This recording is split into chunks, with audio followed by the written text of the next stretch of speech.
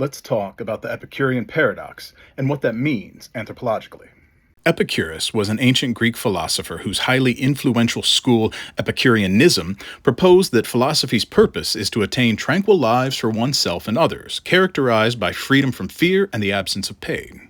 Often thought of as a hedonist, he has been remembered or propagandized as a patron of drunkards, whoremongers, and gluttons. The Epicurean Paradox is a logical dilemma about the problem of evil, arguing against the existence of a God who is simultaneously omniscient, omnipotent, and omnibenevolent. Omniscient meaning all-knowing, omnipotent meaning all-powerful, and omnibenevolent meaning all-good. The paradox translates to something approximating this. If a God knows everything and has unlimited power, then it has knowledge of all evil and has the power to put an end to it. But if it does not end it, it is not completely benevolent. If a God has unlimited power and is completely good, then it has the power to extinguish evil and wants to extinguish it. But if it does not do it, its knowledge of evil is limited, so it is not all-knowing. If a God is all-knowing and totally good, then it knows of all the evil that exists and wants to change it.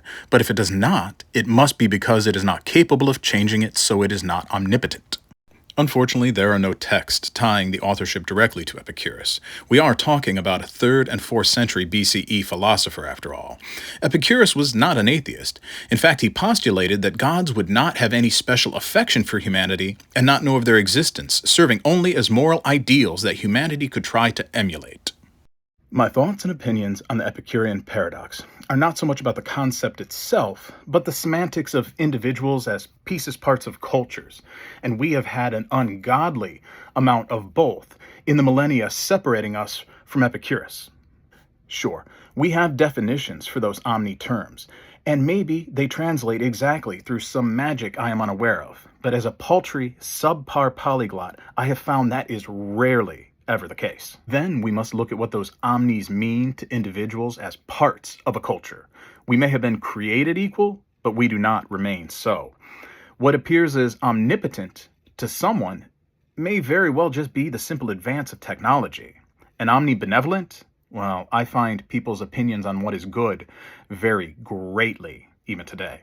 The paradox is problematic at its core because it assumes an intellectual equality in those it is proposed to, and does not delineate enough between what is believed and what is thought.